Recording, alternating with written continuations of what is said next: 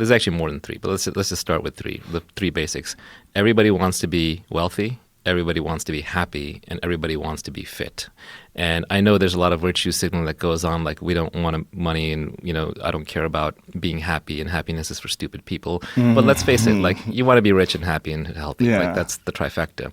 Now, of course, you also want an internally calm state of mind. You want a loving household. So there are other things that come into it. But those three, I think, they can actually be taught. Right? And a fitness, I'm not going to teach. There are a lot of people who you've had on here, including yourself, who know a heck of a lot more about fitness and health than I do.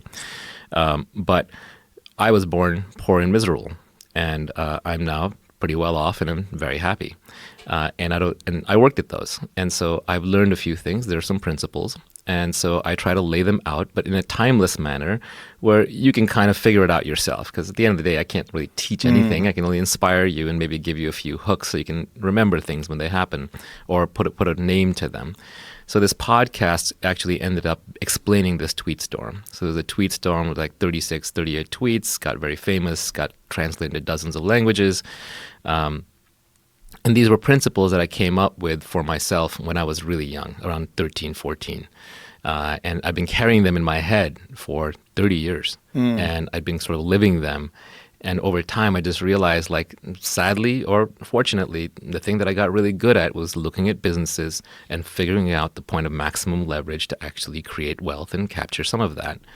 And do it in a very long-term kind of way, not the banker crash the economy, get bailed out kind of way, but build businesses and help people and provide value kind of way, especially when applied to modern technology and leverage in this age of infinite leverage that we live in. So the podcast is just explaining each tweet. So these are little 3, 4, 5-minute snippets. I don't like to say the same thing twice. I don't like to explain in detail. I feel like if you have something original and interesting to say, you should say it. Otherwise, it's probably been said better. So that podcast tries to be information dense.